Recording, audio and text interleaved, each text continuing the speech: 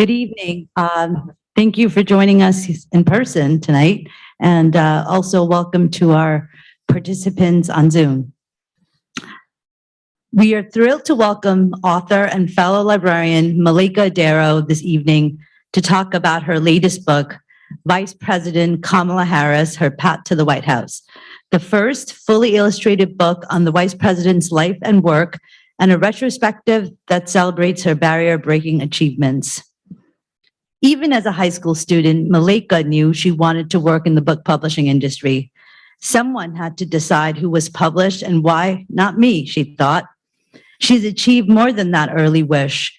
As the VP and senior editor at Atria Books, Malaika has worked with names such as Common, T.D. Jakes, Nelson Mandela, James Meredith, Blair Underwood, and Zane, to name a few. Malaika was drawn to the art of storytelling from a young age. She is a modern Renaissance woman, talented in both dance and visual arts. We are also proud to call her a fellow colleague because prior to finding her success as an editor, literary agent, and author, she was a reference librarian for a while at the Atlanta Journal-Constitution. In 1980, Malaika was a part of the inaugural class of the Howard University Book Publishing Institute, a workshop training minorities and women for careers in the magazine and book publishing industry. This was her entree into the world of conventional book publishing. Since then, she has held editorial positions in the publishing industry for more than 30 years. As an author, she wrote A Black Woman Did That, World-Changing Woman, and Up South, Stories, Studies, and Letters of the Centuries, African-American Migration, and now this book on our VP. Before we ask Malaika to the podium, I want to remind you of some housekeeping rules. Please silence your phones and minimize verbal exchanges. This program is being recorded. We are also selling copies, so please purchase a copy. It is on sale for $24, and Malaika has graciously agreed to stay and autograph them. So without further ado, here's Malaika Adero. Thank you, everybody. I am thrilled to be here. This is the first time I've been in a library in a couple of years, and I'm so happy. You know, I miss my library, not just because I am a former librarian, but I depend on them for my work, and technology is great, like this, and Zoom and all that, but it's nice to have access to physical books and to be in an archive. So I'm happy to see you all here. And again, honored that you would come. Elizabeth, and thank you for inviting me, asked me to speak a bit about the book, why I did it, how I came to do it, my process. So I'll do that. I don't want to ramble on for too long with that. I do want to know what you're interested in hearing. I'll answer one frequently asked question or assumption at the top. I have not yet met the vice president. I do not have that kind of access. And I'll tell you again why. And I did the book and how I came to do it. But I'll read a couple of paragraphs that kind of set the stage for what my intention was with the book.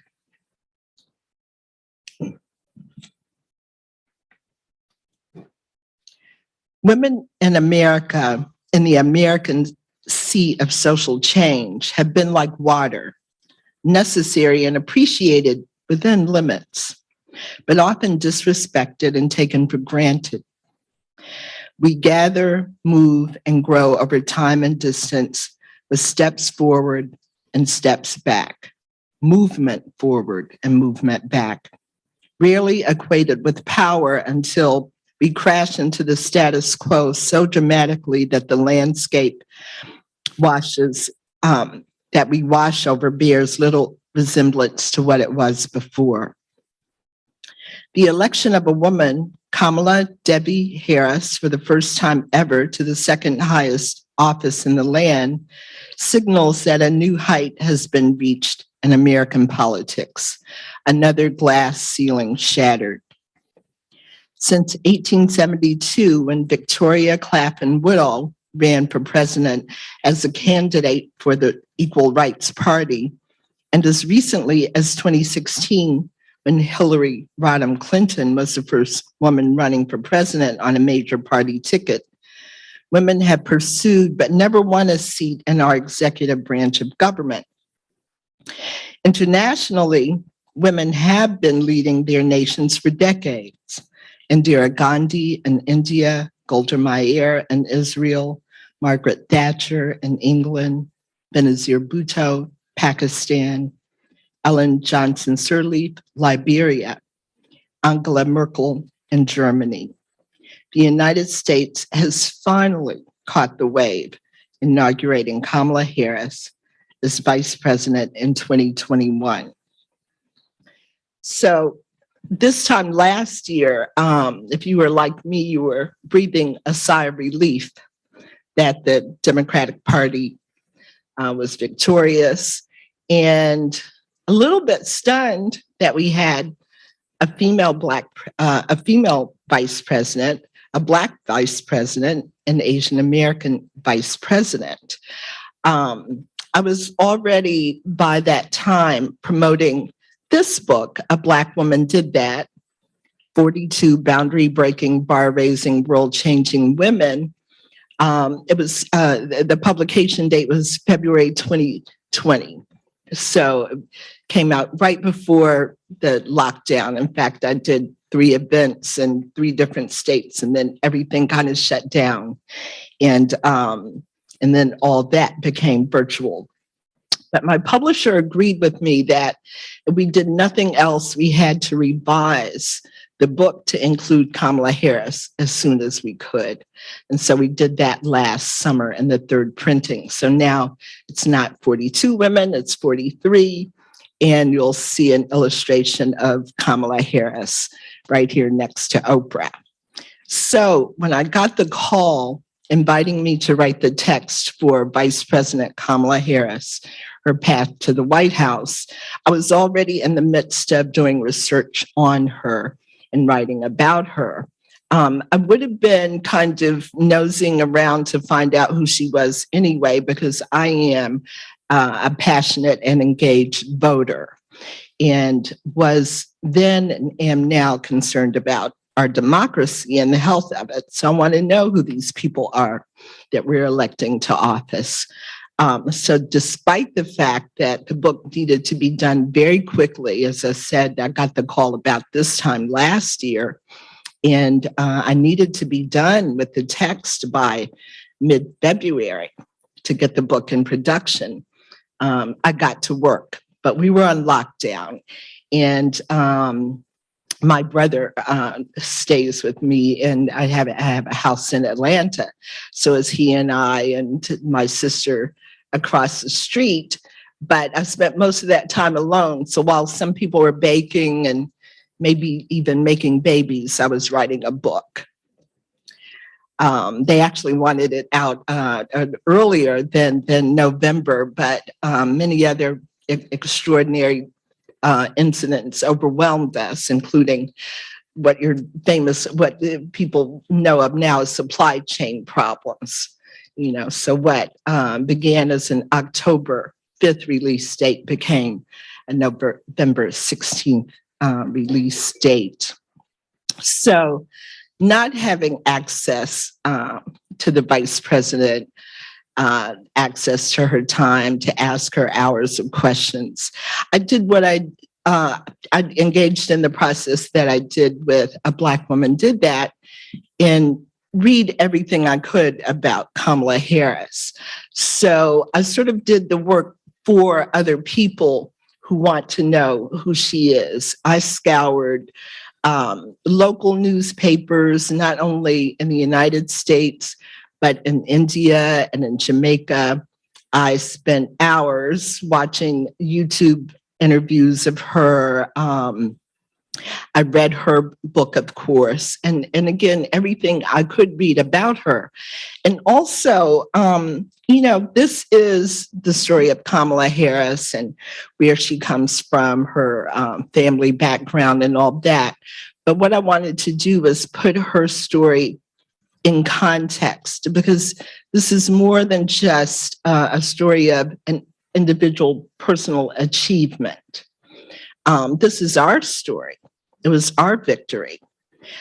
So I talk about what representation in government has meant in the United States from the beginning. As I read in the first two paragraphs, talking about, the women who ran early in the history of this country. I also talk about the Black candidates who ran. And the long gaps in time between victories. Progress is not a steady incline. It goes up and down, and certainly the experience of African American achievement has been one of inclines and declines. So I write about that. As far as her personal background, I fell in love with who she is as a person, because to my mind, with her mother, born and raised in Chennai, India, her father in Jamaica, them coming to California, to Berkeley in the 60s, they represent a fundamental aspect of what America is to me that we don't see projected so much. Kamala Harris' birthday is October 20th, 1964. In Northern California, in the Bay Area, a time and place that was the epicenter of all sorts of movements for social change. Black liberation movement, civil rights movement, the women's movement, the anti-war movement. It was there. These two individuals, one from Jamaica, one from India, both came here in search of the best education they could get. They were both ambitious young people, and both had social change on their minds. They both came from long and strong intellectual traditions from back home, and raised with the impulse to do better, not only for themselves, but for the society, for their communities. And so they met at an African American Association gathering, the kind of gathering that happened in the 60s, kind of political education, self-education. People of color were gathering to learn the things that they could not learn even in the best universities of California, to learn about Black history, to learn about what had been done before them and on whose shoulders they stood. This also marked the early days of the Black Studies movement in this country. So they were actively a part of what led to departments of African American studies and African studies and Asian studies. So they represent that aspect too. She was raised in a Black community, and as she said many times on the campaign trail, her mother in particular, Indian, raised her to be a Black woman. And I learned that that was more than just a politician's speech talk. What it meant in Kamala's case is that on Sundays, they were going to a Black church. And if any of you have been raised in the Black church, she was learning the same hymns and songs that we learned, She spent Thursdays, every Thursday at the cultural center in her community. It was called the Rainbow Sign. There were cultural centers that opened across America in Black communities in probably every state that became our way of feeding ourselves culturally and reinforcing the with positive messages, the negative messages that we were hearing from the larger society and the media. So on Thursdays at the Rainbow Sign, she was being introduced to and actually seeing and hearing in person writers such as James Baldwin and Maya Angelou. Maya Angelou, of course, is from Northern California. So she was a hometown talent and leader in the community. So they come from that. When Kamala, by the time she gets to high school, her mother has an opportunity to work in her field, which was cancer research, and move the family to Canada. So she had that experience, and she wasn't so happy about it. You can read in her memoir and read here. She said she was terrible at French, and while she got used to it, she wasn't excited. She missed California, but she got into it. Kids adjust, and her and her sister. But they did return to California. They returned to California back in her community, and it's time for her to go to college.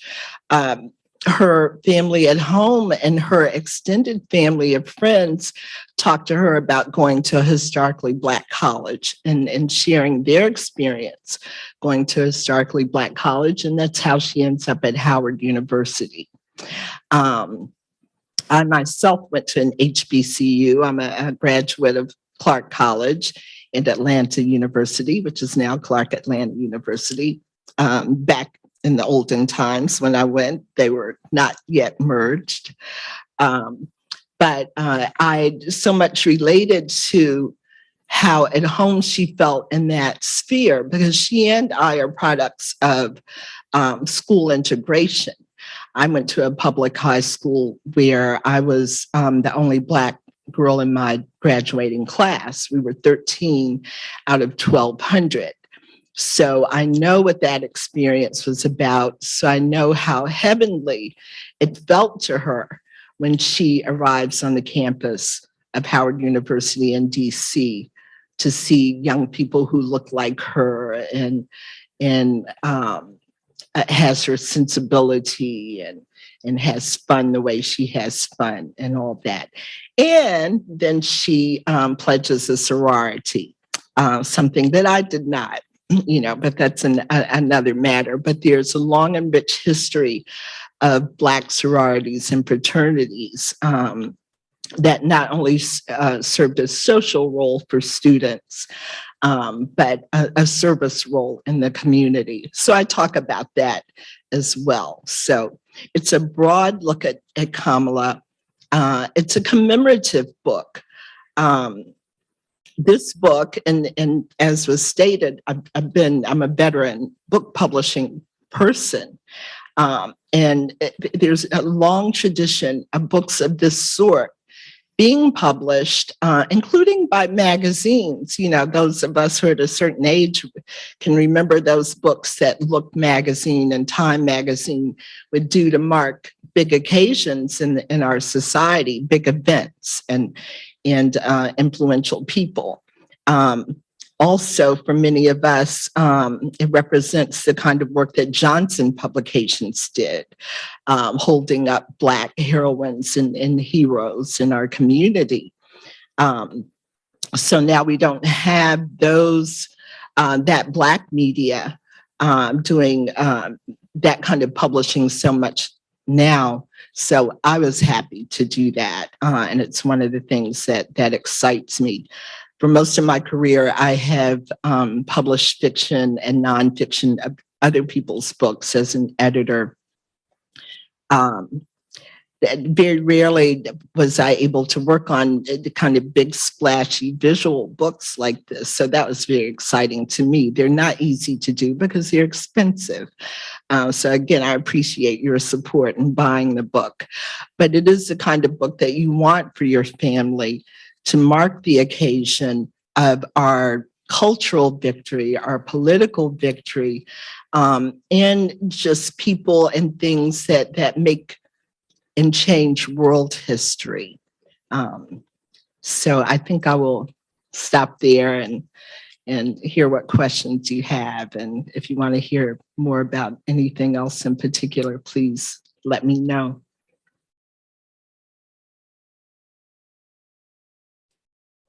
Elizabeth, you have a So question? maybe I'll ask the first question to get us started. What did you learn about the vice president during her campaign trail? Like, what were some of the gems? What were some of the highlights of the campaign trail that revealed the vice president's personality and history?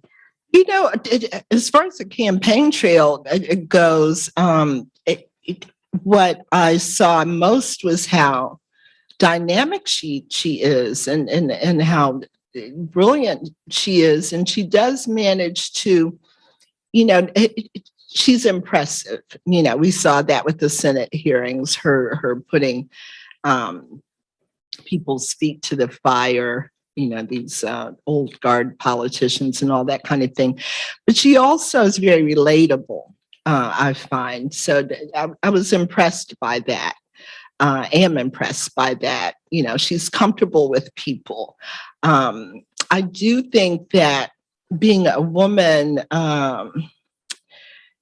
you know, there's some inherent issues you're going to face and double standards you're going to face in terms of how you balance yourself. I mean, we saw that with Hillary Clinton. You know, it's like, oh, she never cries. She's not emotional. And then she cries and it says, oh, she's weak, you know, and then, oh, she's sickly, you know, and oh, she's this. Kamala Harris, you know, faces the same kind of stereotyping and double standard. But she handles herself well. I don't think she's perfect, you know, in terms of her public responses, but who is? And one of the things that I say to people, you know, when I get, you know, there's been an overwhelmingly positive response to the book and people wanting to know more about her, but also people saying, oh, you know, I don't know if I'd, you know, like her, or, you know, she's done this and that this faux pas, that faux pas. Well, I say to that a couple of things. One, while the personal is political, I do think that we have to not take politics, criticism, disagreement so personally. And I mean, in our culture and throughout society, I think that it's one of the reasons why we can't have clear debate. You know, it turns into headbutting and fights and people, you know, being polarized. But again, you know, did she impress me on the campaign trail? She impressed me in the Senate hearings. And since then, with her ability to be personable, human, warm, and extremely sharp, and kind of taking no prisoners, you know, when the occasion needs be. We have a question on Zoom. Someone says, I'm disturbed by Kamala's seemingly lack of public visibility. I know that she has much she is working on, but we don't see it on media headlines and programs. Why do you think that she's not getting the media attention for the work that she does? Yeah. Again, part of that is being female, part of that is being Black, part of that comes actually, honestly, with the role of vice president. It's not an easy job, and it's not an easy job that people have been that interested in, you know. In fact, I'll see if I can find the passage. I was interested in how previous vice presidents have regarded their role. And, you know, some of them, and I'm paraphrasing, you know, when you go back and look in the record, it was like, you know, it was a dead end job. You know, your job is essentially to hold up the president, you know, support the president. You serve at the privilege of the president. So she's not supposed to make many waves of her own. At the same time, she represents too much. She represents too many people who have not had a voice for us to regard her a little differently, make maybe an extra effort. And when I say we, I'm including the media, to make an extra effort, to hear what she has to say. I don't know, I don't know, for example, if the vice president can call a press conference at will, when she wants to, but I would like to know that. One of the things that I think needs to happen in this society is that we sort of all need a refresher course in civics, because we really don't know enough about how our government works. We don't know enough about what the job is. It appears to me we kind of have this notion that somebody gets in office and they can flick a switch and make things right. That isn't the case even with the best intention. Now, with the media, I do think that we need to be as critical and vocal of the media as we are people in elected office. There is the same societal problems that we have, the same biases, the same profiling, the same prejudice that we have out here in the society amongst all of us exist in the newsroom. I'm an editor, and I've worked and as was stated, I worked at the Atlanta Constitution Journal, a daily newspaper. I have some idea of what happens in the newsroom, the power of editors, the power of producers in media, and we need to hold their feet to the fire, and put them in check. So it's in part on us, but I do agree with the premise of the question that we're not hearing enough from her. Even the silly things that we might have heard of before. What was Dan Quayle famous for mispronouncing potato or something like that? We don't want too much focus on Kamala Harris' fashion, for example. But I am interested in Doug Emhoff, her husband, in this role of first gentleman and what he might do. I haven't seen, much media coverage of him. I think his daughter's gotten more media coverage, being in fashion, than her father has. So, it's an issue, and it's one that we need to attend to, as well as anyone else.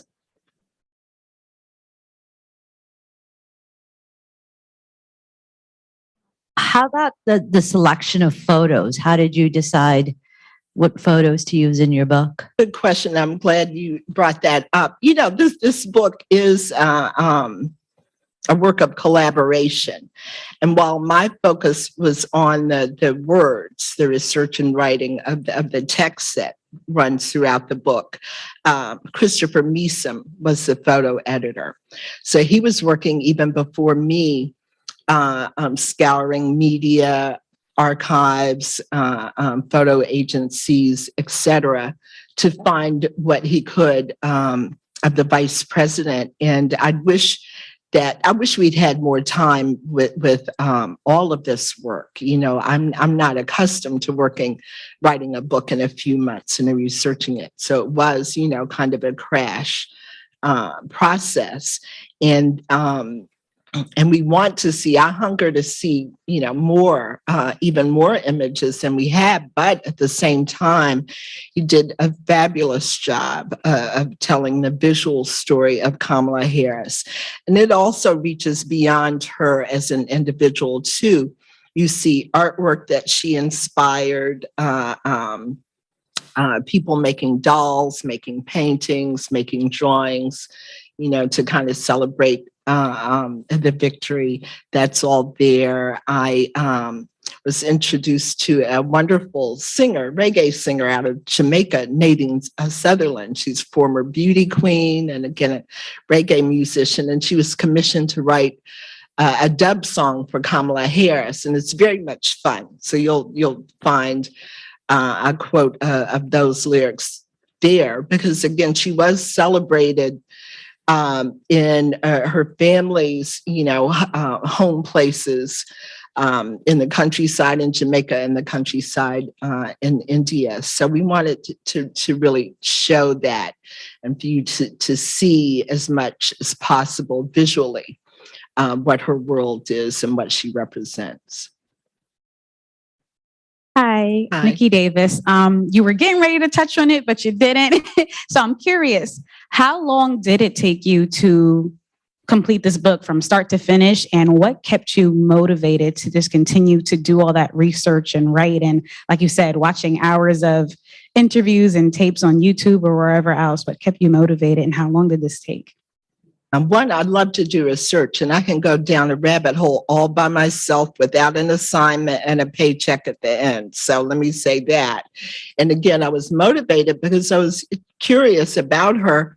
And again, I was already working to write a new chapter for A Black Woman Did That for young people. This book, A Black Woman Did That, is for age 8 and above. And I'm telling you, if you think writing for young people, writing for children is easier than writing for adults, and think again. Okay, so I was already, in the weeds, so to speak. So I was very self-motivated. Again, the election, Again, it was more than relief. I felt emotions about this victory that I didn't know I was going to feel. And I heard other people say that too. I had an inauguration party right in my house by myself, with people on social media. We also was able to have some fun by including a sidebar in here called Chucks and Pearls that talks about how people spontaneously celebrated this inauguration that we couldn't attend by, photographing ourselves in Chucks and Pearls. I did wear the pearls, the Chucks is a little cold and wet outside for all that. But I did stay very much motivated. And I was in the house, the pandemic was, I don't have to tell anybody here what it was, but one adjustment I did not have to make was being home alone, and doing the work. And I didn't have the interruptions of meetings and phone calls and emails. So I had a good time at that, so yeah. Hi again. So my question is more personal. How did you make the transition from a librarian to book editor? Or was it a straight transition, or what was in between? Not straight. But I was first of all, I wanted to be in publishing from the time that I was in high school, and I contributed to and was an editor for the literary magazine in high school. So I'm that nerdy and booky. But I grew up in East Tennessee, and in most places in the country, if you don't grow up in New York, and even in New York, if you don't have access to other people in the publishing industry, in the main, we don't even know what those people do. Books kind of appear like magic and that kind of thing. But I did figure that somebody has to decide who's going to write a book about what. So I read about publishing a lot from quite a young age. I was in graduate school at Atlanta University School of Library and Information Studies when, digging around, being nosy in a box somewhere, I saw these brochures for book publishing institutes. And two of the famous ones, one, University of Colorado at Denver, their publishing program, and then the Radcliffe program. In 1980, Charles Harris, who founded Howard University Press, founded Howard University Book Publishing Institute. And it was a 6-week certificate program that happened where every day for 6 weeks, we had seminars and sessions with amazing people, including Bob Woodward, who wrote All the President's Men, editors and agents, Marie Brown, Loretta Barrett, who was the agent of Farrah Jasmine Griffin, who I think was here recently. So it was an amazing experience for me. And I found my first mentor in Charles Harris. So after that institute, at the end of the institute, they had a career day, and I interviewed for jobs. I always wanted to be an editor. I thought I wanted to be an editor, but I was living in the South then. I just spent that summer in DC and then returned to Atlanta. I was afraid of the expense of living in New York. So I was offered a job as editorial assistant, but I took a job as a college textbook sales rep. And that was kind of like boot camp. And it was a great experience, but it was a great experience like a good medicine that you never want to take again. So I did that for about a year, regrouped, and then bit the bullet and moved to New York. I had a place to stay before I had a job, because I was very nervous about where I was going to live. But anyway, I was very lucky. And again, I had mentorship. So Charles Harris introduced me to the person who would be my first boss in publishing, who's actually a Stamford, Connecticut person, Carol Hall. Carol Hall is one of the pioneer African-American editors in book publishing. So I worked for her a year at New American Library, and it kind of, went from there. You learn how to be an editor through an apprenticeship sort of program. So you start off editorial assistant editor, associate editor. But it's the slowest, and I dare say the most conservative of media, all media, because it's books, Gutenberg, the Bible's been around, before TV, before radio, and that kind of thing. But on the other side, one of the reasons why I loved book publishing over other media is that it's the freest form of media. Authors aren't what you put between the pages of a book.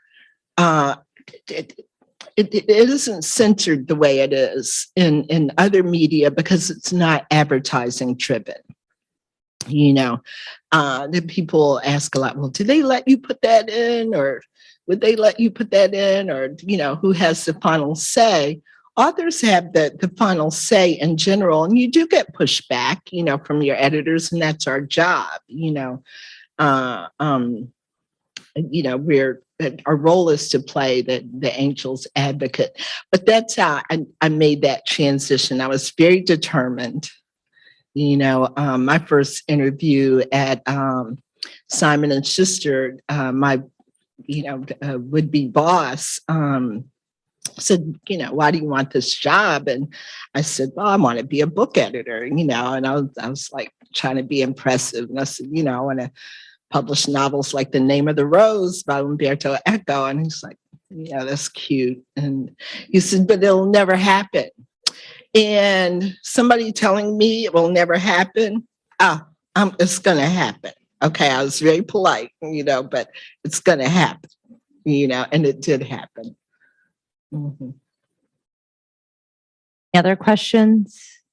If not, I'll ask a final one, which is, if you ever got the chance to meet our Vice President, Kamala Harris, what question would you like to ask her?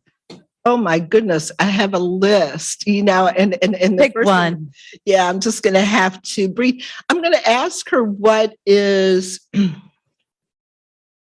the constraints and the opportunities she has in her job. How does she do her job? When can she decide? Yeah, I know that she has, for example, the swing vote in the Senate, if comes to a tie. But beyond that, I don't know a lot about that. I want to know more about what happens in the room. Yes, and just what the experience has been for her so far. We know what it was like with Barack Obama and Michelle Obama, now after the fact. I hope I get to meet her while she's still in office, no matter what that office is. Yeah. Thank you so much, Malaika. Again, Malaika is going to be sticking around to sign some books. She's going to be right here by the window. So please purchase a copy and Malaika will be happy to sign. Thank you. So much for being here. Thank you, everybody. It's a pleasure. All right.